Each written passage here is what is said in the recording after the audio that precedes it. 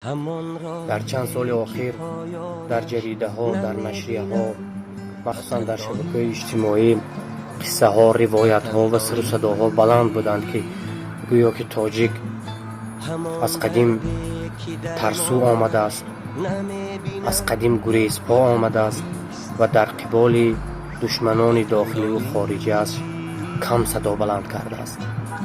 اما دو قضیه‌ای که سال 2021 گذشت بار دیگر مهری تصدیق زد که تاجیک هرگز ملتی گریزپا، ترسو و بی‌شجاعت نیست و یکی از این حوادث واقعه های مرز تاجیکستان با قرقیزستان است و واقعه دیگر که امشب و روزها بدبختانه جریان دارد واقعه افغانستان است. مخصوصا کارنامه احمدی مسعود پسری روانشاد شهید احمد شاهی مسعود و دنیا ثابت کرد که تاجیک ترسو نبود و نیست.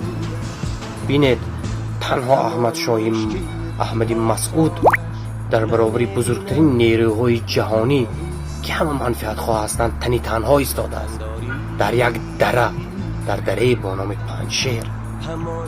این باز هم ثابت میکند که تاجیک بزرگ است. تاجیک اگر کاسه صبرش پر شد، وقتی که برخاست دیگر او را بازداشته نمیشود.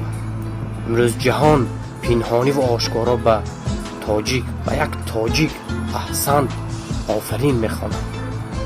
من از همه که اهل فرهنگ هستند، اهل سخن هستند یا حداقل پدر یا مادر هستند خواهش میکنم که به فرزندانشان و شاگردانشان تلقین کنند و در برابر آنی که از تاریخ مثال میزنند از امروزی جهان، یعنی از کارنامه احمدی مسعود هم حرف بزنند در درس ها و یاد کنند که تاجیک چنین ملت فرهیخته، بزرگوار و همیشه آزادی خواه است.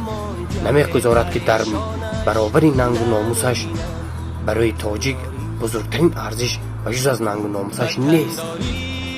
با امید پیروزی تاجیک، با امید پیروزی شما.